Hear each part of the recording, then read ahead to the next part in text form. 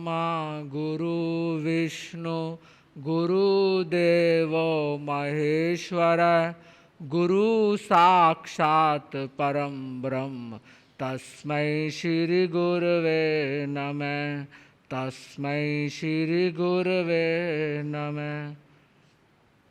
परम आराध्य, परम वंदनीय पूज्य गुरुदेव, राष्ट्र संत, वरिष्ठ उपाध्याय, वाचनाचार्य भगवान के पावन पुनीत चरणारविंदों में हृदय की असीम एवं अनंत आस्थाओं सहित कोटिशः वंदन करने के उपरांत उपस्थित धर्मानुरागियों, पर्युषण पर्व की आराधना करते हुए श्रीमद् अंतकृत दशांग सूत्र की वाचना श्रवण करते हुए आपने अतिमुक्त कुमार एवंता मुनि का जीवन वृतांत श्रवण किया, जो बचपन में होने के कारण हालांकि बाल सुलभ चेष्टाएं और क्रीड़ाएं करता रहा, किंतु चूंकि उसका अंतःकरण निर्मल, उजला और पवित्र था, इसलिए सारे कर्मों का क्षय करके वह उसी भव के उपरांत मोक्ष को प्राप्त करने में सक्षम और समर्थ हुआ।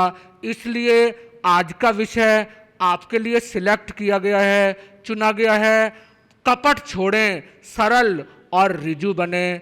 भगवान महावीर फरमाते हैं, धम्मो शुद्धश्चिट्ठी, धर्म शुद्ध हृदय में रहता है और शुद्ध हृदय की पहचान यही है कि उसमें कपट, कुटिलता और हेरा फेरी का भाव बिल्कुल भी नहीं होता।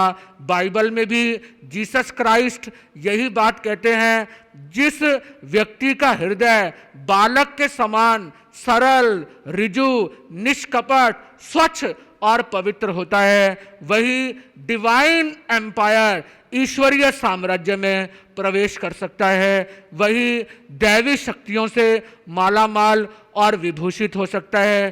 कपट हर क्षेत्र में व्यक्ति की हानि और नुकसान करता है। तभी तो गौतम कुलक में कहा गया है, मायाविनो हुंती परस पेशा, अर्थात मायावी लोग दूसरों के दास, गुलाम, नौकर, एम्प्लॉय और कर्मचारी बनने के लिए विवश होते हैं। माया का अर्थ है छल, कपट, कुटिलता और वक्रता। वक्रता को जीवन का सबसे बड़ा दोष माना गया है। झूठ के साथ इसका डायरेक्ट संबंध, सीधा रिलेशन बना रहता है। मायावी अर्थात दंभी लोग दूसरों को ठगने में बड़े चतुर और निष्णात होते हैं। ठगी करना, मीठा मीठा बोलकर दूसरों के अंतरंग का भेद ले लेना, दूसरों से दोस्ती गांठकर उनके अधिकारों, सत्ता और प्रभुता का हरण करना, ये धूर्तों के बाएं हाथ का खेल होता है। धूर्त की पहचान बताई गई है, मुखम पदम दलाकारम वाणी चंदन शीतला हृदयम कपट संयुक्तम त्रिविध धूरत लक्षणम। मुख का कमल के समान खिले रहना, वाणी का चंदन की तरह शीतल वचनों का प्रयोग करना, परंतु हृदय का कपट से युक्त होना, ये तीनों धूर्त व्यक्ति के लक्षण हैं। वक्रता के 3 प्रकार बताए गए हैं, मानसिक, वाचनिक और कायिक। कुछ लोगों के मन में कुछ रहता है, जुबान से वे कुछ और बोलते हैं और जब करने का वक्त आता है तो कुछ और ही कर गुजरते हैं। इस तरह कुटिल लोग दूसरों की आंखों में धूल झोंककर अपना उल्लू सीधा करने में बड़े चतुर, होशियार और निष्णात होते हैं।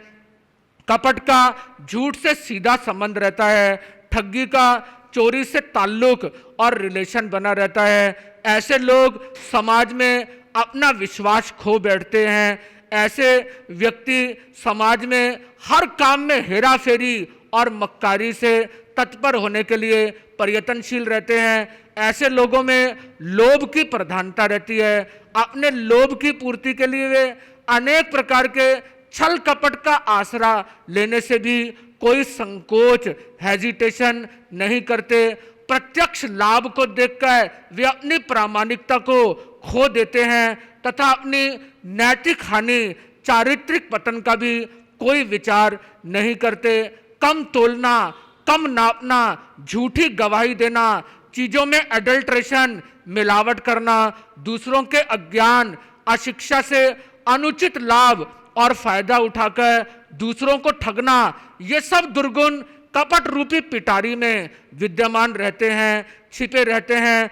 कपट का क्षेत्र अति विस्तृत, वास्ट और व्यापक है। जो लोग बाहर से दिखावा कुछ करते हैं किंतु उनके अंतरंग में कुछ और रहता है, ऐसे लोग भले ही भगत हों, धार्मिक अथवा साधक, भगवान महावीर ने उन्हें भी मायावी कहा है। बड़े कठोर शब्दों में माया की निंदा करते हुए भगवान महावीर सूत्र कृतांग में फरमाते हैं, जैवीय निगने किसे चरे, जैवीय भुंजे मासा मंतसो, जे ई मायाई मिज्जई आगंता गब्भाए अनंत सो। भले ही व्यक्ति वस्त्र उतार कर नगन और नेकड़ हो जाए, भले ही मास का अनशन करे और महीने के उपवास का पालना करते हुए कुशाग्र जितना भोजन ग्रहण करे, शरीर को कृश और दुर्बल बना दे, किंतु कान खोलकर सुनिए आगे क्या कहा। प्रभु फरमाते हैं, जो अंदर दंभ, कपट, हेरा फेरी और मक्कारी रखता है उसे अनंत काल तक जन्म मरण के चक्रव्यूह में भटकना पड़ता है। आवागमन में नाना प्रकार की यातनाएं और तकलीफें उठानी पड़ती हैं।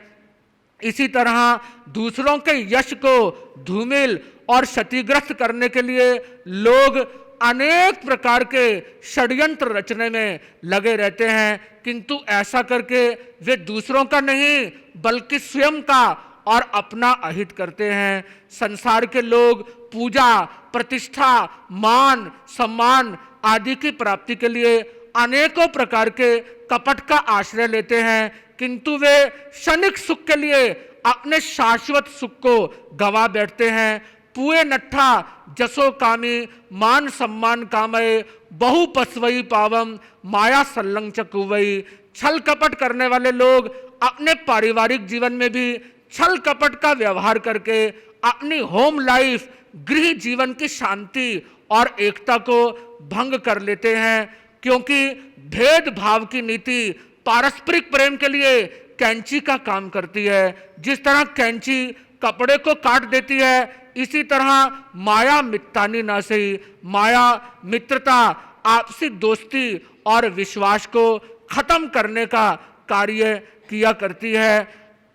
लोग सामाजिक जीवन में ऊंचे पदों पर आसीन होने के लिए ना मालूम कितने हथकंडे अपनाते हैं, परपंच रचते हैं, किंतु फिर भी वे जनमानस का विश्वास अर्जित नहीं कर पाते। थोड़े समय की चकाचौंध के बाद उन्हें फिर दुख और निराशा के घोर अंधकार का सामना करना पड़ जाता है। कपटपूर्ण व्यवहार बार बार नहीं चलता। अब्राहम लिंकन ने इसीलिए तो कहा था, you can fool some of the people all of the time, all of the people some of the time, but you can not fool all of the people all the time. कुछ लोगों को हमेशा के लिए बुद्धू बनाया जा सकता है और हमेशा के लिए कुछ लोगों की आंख में धूल झोंकना संभव है, किंतु समझ लीजिए सभी लोगों को हमेशा हमेशा के लिए बेवकूफ बनाना किसी के लिए भी मुमकिन और संभव नहीं है, क्योंकि कलई मौका मिलने पर खुल ही जाती है, असलियत प्रकट हो ही जाती है और फिर कपटी व्यक्ति की बड़ी दुर्दशा और बुरी हालत होती है। महाभारत के युद्ध में राजनीतिक लाभ के लिए धर्मराज युधिष्ठिर ने सिर्फ एक बार द्रोणाचार्य को हतोत्साहित करने के लिए अश्वत्थामा हतो नरोवा किंजरोवा इस वक्रोक्ति का आश्रय लिया था। अश्वत्थामा मारा गया। ये शब्द पूर्ण होते ही वासुदेव कृष्ण ने अपना पंचजन्य शंख बजा दिया, जिसकी ध्वनि में बाद की आवाज किसी को सुनाई नहीं दी, किंतु इसी कपटपूर्ण उक्ति की वजह से कालांतर में उन्हें पश्चाताप करना पड़ा, अन्यथा उनका कल्याण होना कदापि मुमकिन और संभव ना होता। परशुराम जी ने छल के कारण करण को शाप दिया था कि वह हेरा फेरी से सीखी हुई अपनी ब्रह्मास्त्र विद्या का समय पड़ने पर उपयोग नहीं कर पाएगा। जब उसे इस विद्या की जरूरत पड़ेगी तो चूंकि कपट से स्वयं को ब्राह्मण पुत्र बनाकर बताकर उसने परशुराम जी से इस अलौकिक विद्या का मार्गदर्शन लिया था, वह विद्या कपट के कारण मौका पड़ने पर उसे भूल जाएगी, वह इसका इस्तेमाल और प्रयोग नहीं कर पाएगा। तो बंधुओं, ऐसी स्थिति में कपट के साथ उस विद्या को सीखने का भला करण को क्या लाभ, क्या फायदा हुआ? कुछ भी तो नहीं।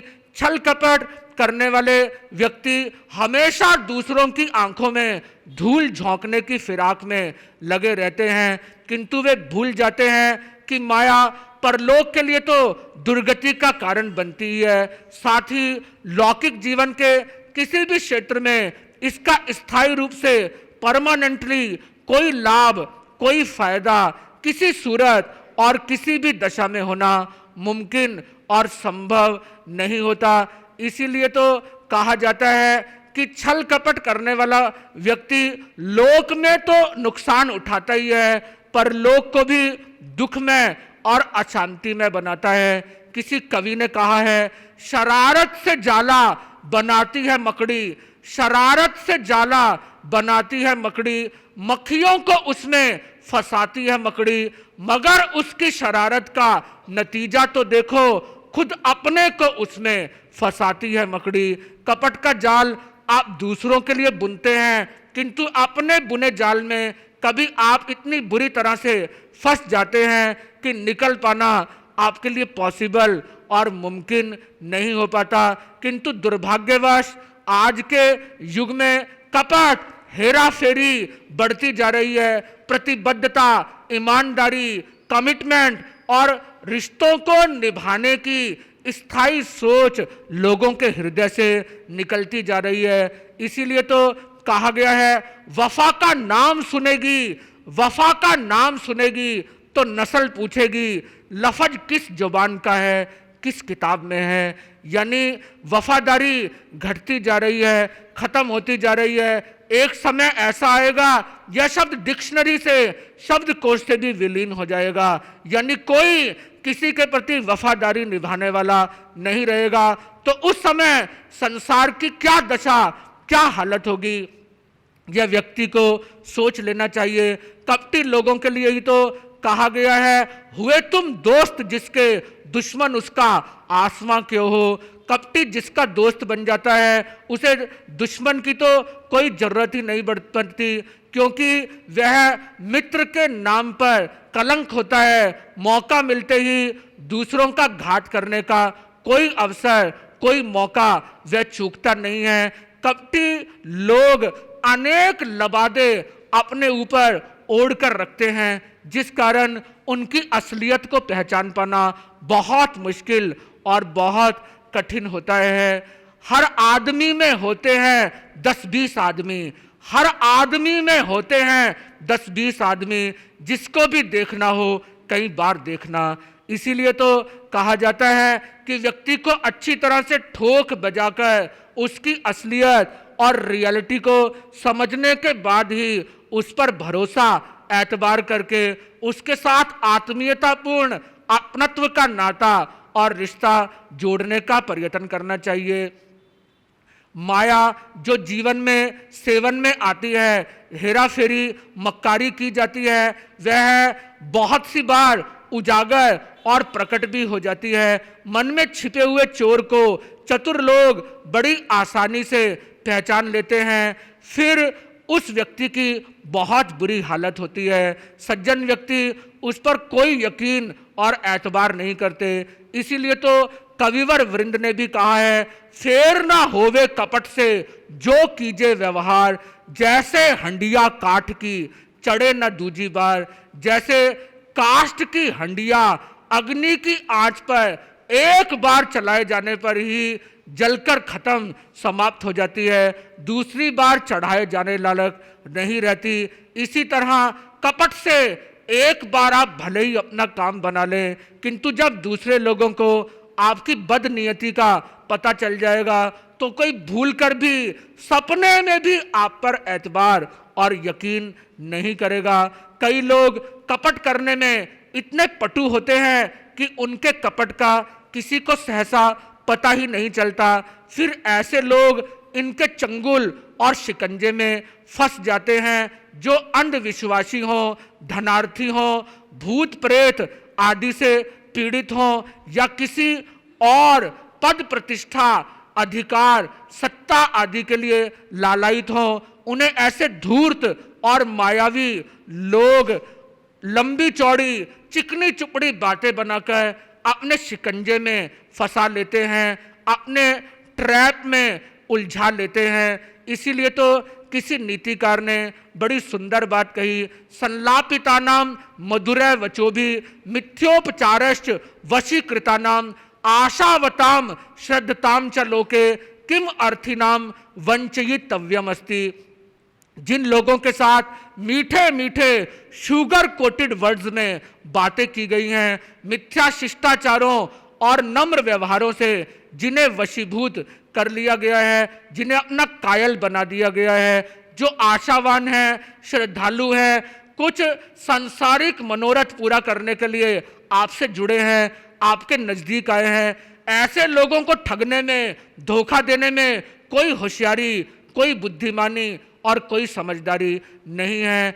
ऐसे लोग जो दूसरों को धोखा देने और ठगने में बड़े उस्ताद, होशियार और चतुर होते हैं, वे सामान्य स्तर के लोगों से ज्यादा दिखावा और डेमोन्स्ट्रेशन करते हैं और अधिक सतर्क, केयरफुल और कॉशियस रहकर अपना काम बनाने और दूसरों पर अपना झूठा प्रभाव डालने का प्रयत्न करते हैं। इसीलिए तो नीतिकारों ने कहा है, आसति भवति सा लज्जा सारम जलम शीतलम भवति। जो स्त्री कुल्टा, व्यभिचारिणी, दुष्चारित्रा होती है, वह ज्यादा लज्जालु और शर्मसार होने का, ढोंग और नौटंकी करने का प्रयत्न करती है। ठीक उसी तरह जैसे खारा पानी ज्यादा ठंडा और ज्यादा शीतल होता है। नीतिकार कहते हैं, विश्वास प्रतिपन्ना नाम वंचने का विदग्धता।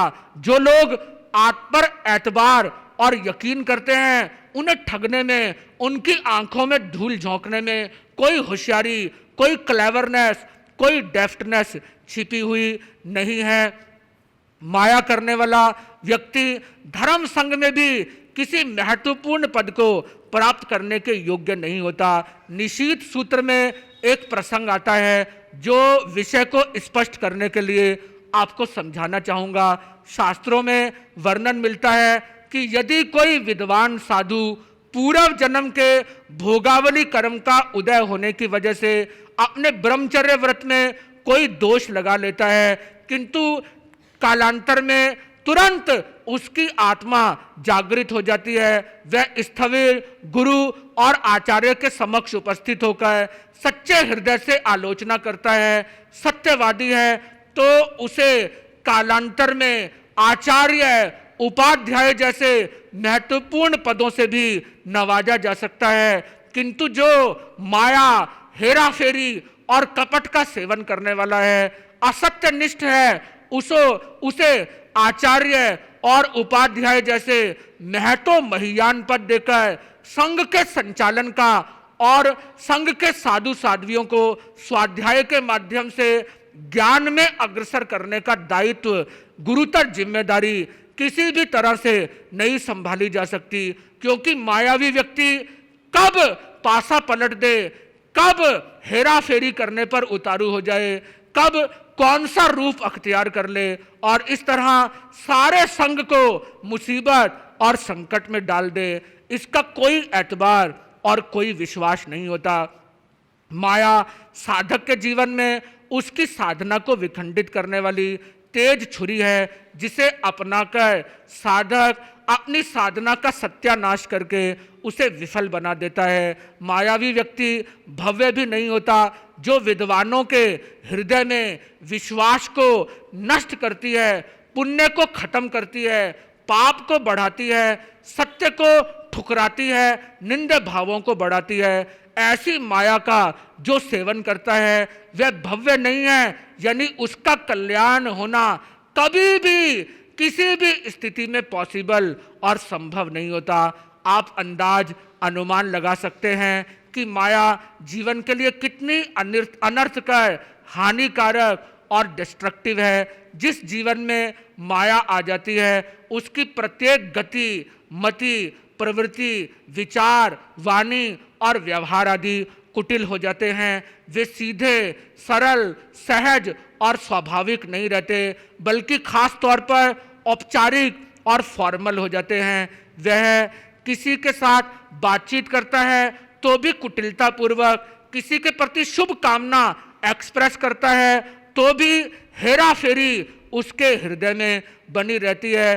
किसी के साथ अच्छा सलूक, अच्छा बर्ताव करता है तो भी स्वार्थ, वक्रता या कौटिल्य से प्रेरित होकर ही वह दूसरों के साथ सदव्यवहार करने का प्रयत्न करता है, जिसे आज की प्रचलित भाषा में पॉलिसी, राजकरण, डिप्लोमेसी कहा जा सकता है। वही मायावान व्यक्ति के मन, वाणी, चेष्टा और व्यवहार आदि में आ जाती है। व्याकरणाचार्य अप्पय जी दीक्षित कहते हैं, कुटिल गति, कुटिल मति, कुटिल आशय, कुटिल शील संपन्न, सर्वम पश्यति कुटिलम, कुटिला कुटिलेन भावेन।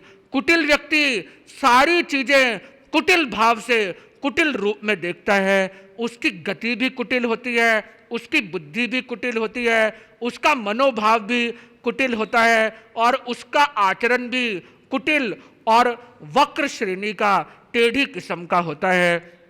शास्त्रों में साधकों को आत्मशुद्धि के लिए निंदा, गर्हा, आलोचना, प्रायश्चित, प्रतिक्रमण आदि करने का विधान बनाया गया है, किंतु इसके साथ ही एक कड़ी शर्त और जोड़ी गई।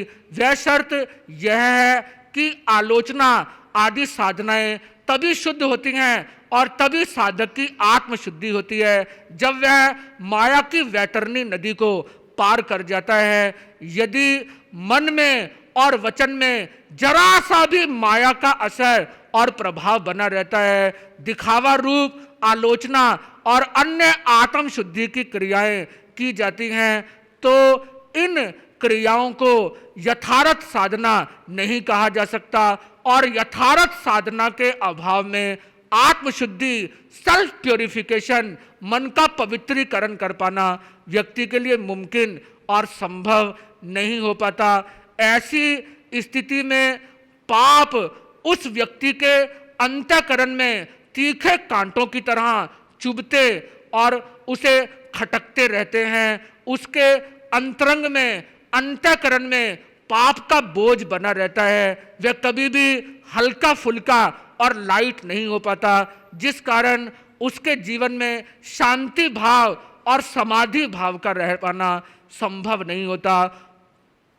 सूत्र कृतांग में यही बात फरमाई गई। माई मायम कट्टू no आलोई no Garhi no पड़िकमई no निंदई नो आहार्यंग तवो कम्मम पाए चित्तम पड़िवज्जई। मायावी अर्थात कपटी व्यक्ति गलत कार्य, अकार्य करके ना तो अपनी आत्मनिंदा करता है, ना गरहा करता है, ना आत्म आलोचना करता है, ना प्रायश्चित करता है, ना प्रतिक्रमण करता है, बल्कि वह तो अपने कृत पापों, कमिटेड क्राइम्स को ढकने, उन पर पर्दापोशी डालने और उन्हें लोगों की निगाहों से बचाने का प्रयत्न करता है, क्योंकि ऐसा होने की सूरत में उसे अपयश और अपनी इज्जत के तार तार होने का डर और खतरा सताता रहता है, जिस कारण आत्मशुद्धि कर पाना उसके लिए मुमकिन और संभव नहीं होता। कपट माया का दाहिना हाथ है। जब यह जीवन में आता है तो जीवन को कलुषित और दूषित कर देता है। कभी कभी यह कपट षड्यंत्र के रूप में दूसरों की प्रतिष्ठा को धूमिल करने के लिए भी रचा जाता है, किंतु जो कपट षड्यंत्र के रूप में किसी की इज्जत खत्म करने के लिए बुना जाता है, रचा जाता है, वह व्यक्ति अगर सत्यनिष्ठ है तो प्रयोगकर्ता का प्रयोग ज्यादा देर तक नहीं चलता, शीघ्र ही उसका पर्दा फाश हो जाता है। तथागत बुद्ध एक बार आसवान राज्य के किसी नगर में ठहरे हुए थे। वह नगर उनके विरोधियों का गढ़ था। उनके विरोधियों ने सोचा कि हमें महात्मा बुद्ध के गौरव को धूमिल करने का एक मौका मिला है। उन्होंने षड्यंत्र रचा, एक कुल्टा स्त्री को बहुत सा धन देने का लालच देकर उन्होंने अपने साथ मिला लिया।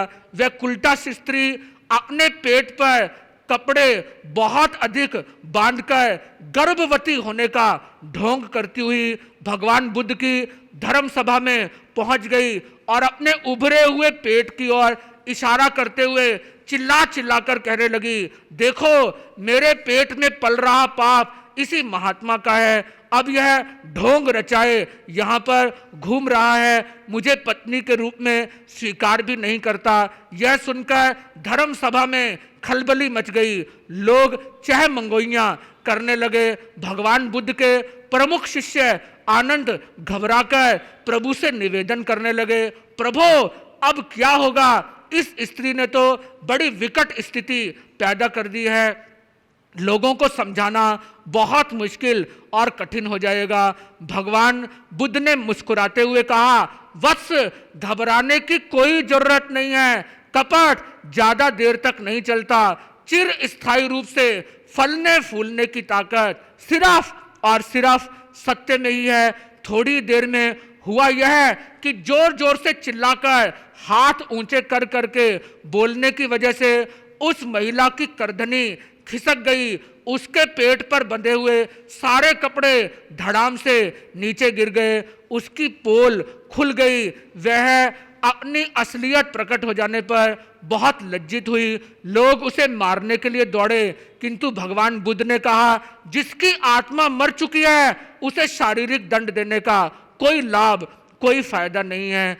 इस प्रकार किसी पर मिथ्या दोषारोपण करने के लिए रचा हुआ कपट भी देर सवेर, लेटर और सुनर प्रकट हो ही जाता है। यह कपट अपनी आत्मा के लिए तो भयंकर होता ही है, साथ ही दूसरों के जीवन पर भी अपमान, अश्रद्धा और तिरस्कार का कीचड़ उछालने का प्रयत्न करता है। आज के समय में मनुष्य ने अपना जीवन जटिल, दुरूह और आडंबरपूर्ण बना लिया है।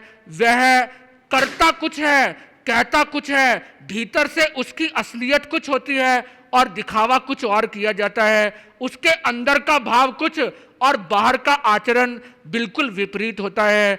ऐसी जिंदगी में अनेकानेक जटिलताएं, परेशानियां और समस्याएं आए दिन मुंह बाए खड़ी रहती हैं। मनुष्य का जीवन बर्डनसम, भारभूत बन जाता है और इसके कारण व्यक्ति की पर्सनैलिटी स्प्लिट हो जाती है। उसके व्यक्तित्व के दो हिस्से हो जाते हैं।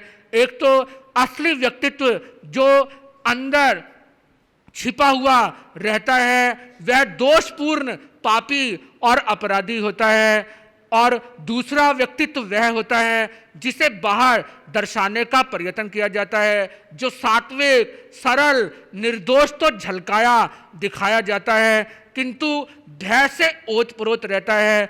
इस प्रतिकूलता के कारण कपटी व्यक्ति के गुप्त मन में, उसके अनकॉन्शियस माइंड में हमेशा महाभारत मचा रहता है और दूसरों को ठगने, धोखा देने, दूसरों की आंखों में धूल झोंकने की इच्छाएं और जटिलताएं मायावी व्यक्ति के मन में हमेशा बनी रहती हैं। दुराव और छिपाव भी माया के सहचर हैं, जो स्थायी रूप से मन में इस तरह छिपकर रहते हैं जैसे छेद में कील और बिलों में चूहे।